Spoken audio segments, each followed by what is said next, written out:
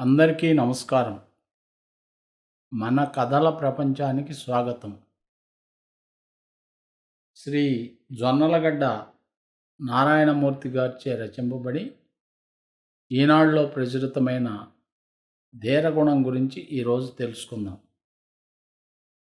ధీరగుణం మనిషి జీవితంలో ఏదో ఒక భయం అడుగడుగునా వెంటాడుతుంటుంది. దాని మూలాలన్నీ అతడి మనస్తత్వంలోనివే. పరీక్షలో ఉత్తీర్ణత సాధించలేనో, ఉద్యోగం రావడం లేదనో, ఉన్న ఉద్యోగం ఊడిపోతుందనో, వ్యాపారంలో నష్టం వస్తుందనో, కారణాలు ఏవైనా మనిషిలో అనేక భయాలు ఉంటాయి. మోసాల వల్ల కొందరు, దౌర్జన్యాల మూలంగా మరికొందరు, ఏ రక్షణ లేకుండా ఇన్ని ఉద్రిక్తతల మధ్య కాలం గడపడం ఎలా, ఇలా ఎన్నాళ్ళు అని ఇంకొంతమంది రకరకాల భయాల మధ్య జీవిస్తుంటారు. కొన్ని భయాల్లో వాస్తవం ఉన్నప్పటికీ మరెన్నో భయాలు వారి ఊహల నుంచి పుట్టుకొచ్చి అదే పనిగా వేధిస్తుంటాయి. గతం మిగిల్చి వెళ్ళిన చేదు అనుభవాల్ని మనిషి మర్చిపోలేడు. భయం అతన్ని మరచిపోనివ్వదు. భయరహితంగా కాలం గడిపే అవకాశాలు వర్తమానంలో కొన్ని ఉండవచ్చు. స్పష్టంగా కనిపిస్తున్నా మనిషికి ఉన్న భయం వాటిని గుర్తించనివ్వదు. భవిష్యత్తులో ఉండే భయరహిత అవకాశాల గురించి మాట్లాడనివ్వదు. ఆపత్కాలమే ఎదురు కానుందన్న ఆలోచన మనసును భయాందోళనలో ముంచెత్తుతుంది. ఆ భయాన్ని ఎదుర్కోవాలంటే అతడి ఆలోచనల నుంచి వెలువడే నమ్మకాలు ముందుగా బలపడాలి. సంకటాల్లో పడినప్పుడు, సంశయాలు బాధిస్తున్నప్పుడు, నిరాశ నిస్పృహలు నిలువునా నీరుగారుస్తున్నప్పుడు మనిషి ఏం చేయాలి? అలాంటి ఒడిదుడుకులన్నింటినీ అధిగమించేందుకు పలు మార్గాల్ని గీతలో గోవిందుడు సూచించాడు. వాటిని మనిషి సదా గుర్తు చేసుకోవాలి. మానవ జీవితంలో ద్వైతంలా కనిపించేవి అనేకం ఉంటాయి. నిర్మాణం, నాశనం, సంతోషం, దుఃఖం, విజయం, పరాజయం, లాభం, నష్టం, చలి, ఉష్ణం, బలం, బలహీనత, నిశ్చలత్వం, కల్లోలం, ఇలాంటివెన్నో.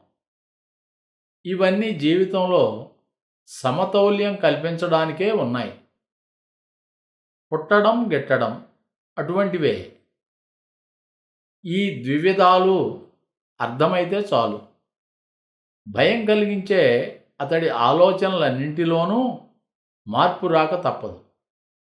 అప్పుడే అతడికి ప్రయోగాత్మకమైన, ఫలవంతమైన జీవితానుభవాలు పొందే సావకాశం ఏర్పడుతోంది. చీకట్లో ఉన్నప్పుడు కలిగే భయం మనిషి వెలుగులోకి రాగానే తొలగిపోతుంది.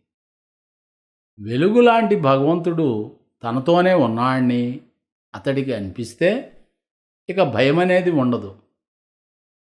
దేవుడి కటాక్షం, ఆయన కల్పించే భద్రత, ఆ రెండూ తనకున్నాయని భావించే వారికి భయాన్ని పోగొట్టే ప్రత్యామ్నాయాల కోసం వెతికే అవసరం రాదు. భగవంతుడు ద్రౌపదీ మాన సంరక్షణం జరిపిన తీరు, గజేంద్రుణ్ణి మొసలి బారి నుంచి రక్షించడానికి ఆయన పడిన ఆరాటం ఎంతటిదో పురాణగాథలు వివరిస్తున్నాయి. ఆదుకునే సందర్భంలో భగవంతుడికి దూరాభారం ఉండదన్న విషయాన్ని అవి స్పష్టం చేస్తున్నాయి. భయరహిత చిత్తంతో మనిషి తలెత్తుకు తిరగాలి. అతడి జ్ఞానం మీద ఆంక్షల్లా ఉన్న అడ్డుగోడలన్నీ ముక్కలు కావాలి. అలాంటి విశాల ప్రపంచంలోకి వెళ్ళగలిగినప్పుడే అతడి ఆలోచనలన్నీ హృదయపు లోతుల నుంచి వెలువడతాయి.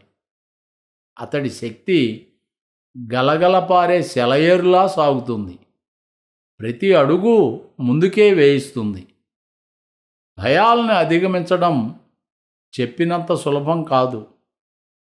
మనిషి భయాలన్నీ ఆఖరి క్షణం వరకు అతన్ని అనుసరిస్తుంటాయి. జీవన పరిణామాలన్నింటినీ సమదృష్టితో చూసి స్వీకరించే స్థితప్రజ్ఞత అతడికి అవసరం. అటువంటి వ్యక్తికి భయమన్నదే ఉండదు. ఆధ్యాత్మిక సాధనతో ఎంతో శక్తి లభిస్తుంది. అందువల్ల భయరహిత వాతావరణం సృష్టించుకుంటూ మనుగడ సాగించడం అతడికి అసాధ్యమేమీ కాదు. మనిషి ఎప్పుడూ ఆ ప్రయత్నాల్లోనే ఉండాలి. మీ విలువైన సమయాన్ని కేటాయించి ఈ అంశాన్ని విన్నందుకు మీకు హృదయపూర్వక ధన్యవాదాలు. మళ్ళీ మరో ఆసక్తికరమైన అంశంతో కలుద్దాం.